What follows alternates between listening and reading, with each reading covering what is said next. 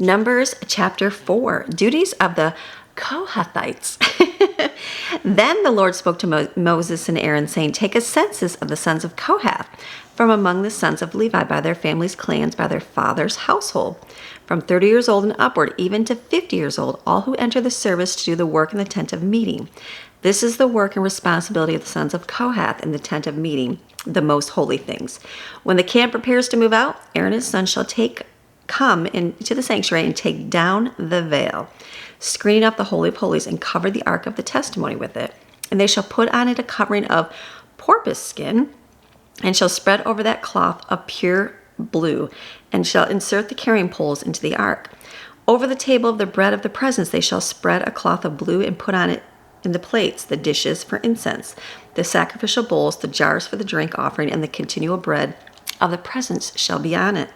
They shall spread over them a cloth of scarlet, and cover that with a covering of porpoise skin, and they shall insert its carrying poles. Then they shall take a blue cloth and cover the lampstand for the light, along with its lamps, its wick cutters, its trays, and all its oil vessels by which it's supplied.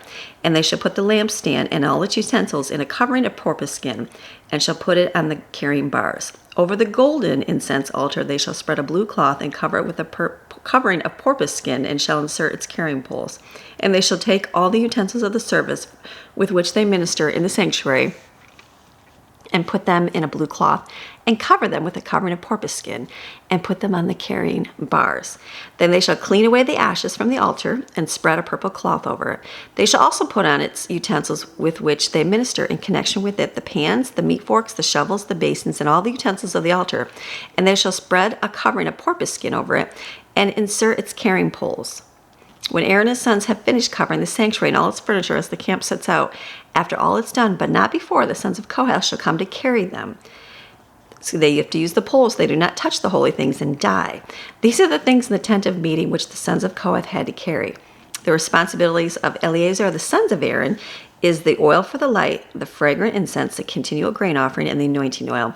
The responsibility of the tabernacle and everything that is in it, with the sanctuary and its furnishings. And the Lord spoke to Moses and Aaron, saying, Do not cut off the tribe of the families of the Kohathites, who are only Levites and not priests, from among the Levites, by exposing them to the sin of touching the most holy things.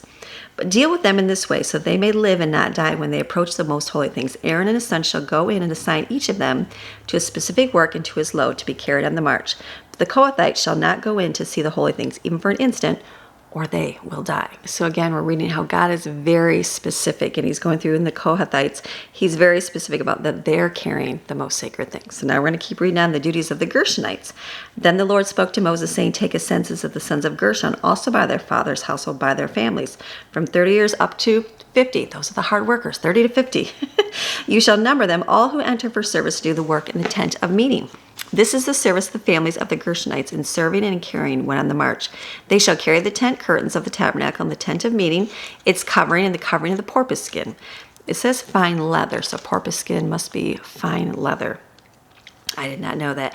That is on top of it, and the curtain for the doorway of the tent of meeting, and the hangings of the courtyard, and the curtain for the entrance to the gate of the courtyard, which is around the tabernacle, and the altar, and their tent ropes, and the equipment for the service, and all is to be done, they shall perform. Aaron and his sons shall direct all the service of the sons of Gershonites. All they have to carry and all they have to do, you shall assign to them as a duty all they are to carry on this march. This is the service of the families of the son of Gershon in the tent of meeting, and their duties shall be under the direction of Ithamar, the son of Aaron, the high priest. Now we got the duties of the Merarites. And as for the son of Merari, you shall number them by their family, by their father's household. How many? From 30 to 50, right? They shall do the work. This is what they have to carry, according to all their service in the tent of meeting: the boards for the framework of the tabernacle, and its bars and its pillars and its sockets or bases, and the pillars around the courtyard with their sockets or bases and their pegs and their cords, with all their equipment and with all their accessories. You shall assign each man by the name of the item he is to carry.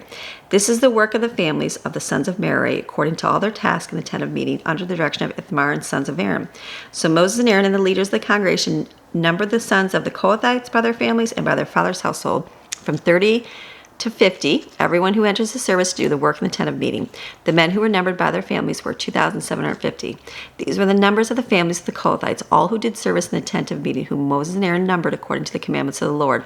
The men who were numbered of the sons of Gershon by their families and their father's household, from 30 to 50, They were numbered 2,630. Then they go through the families of the Gershon, the Merarys, and it goes through all the different numbers.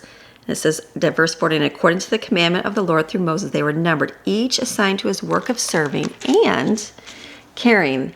Thus they were numbered by him, just as the Lord had commanded Moses. It's like this is like God's version of a moving company. Like, you're doing this, you're doing that. This is what you have to, very specific. So again, we're reading this and you're like, and it might just be stretching for you, but you're reading it. Now, if you go watch those videos, you'll see that those poles were super straight, put in the ground. They were nice and neat. You had to be very specific with things that you do. So why does God have us read this? I don't know why. To see that God of order. You're going to get something out of this. You might be reading and going, okay, this is, okay, I see. This is not very exciting. We know it's not, but we're going to learn a little bit of history here. We're going to learn a little bit so we can have some foreshadowing for what's coming next. Jesus, right?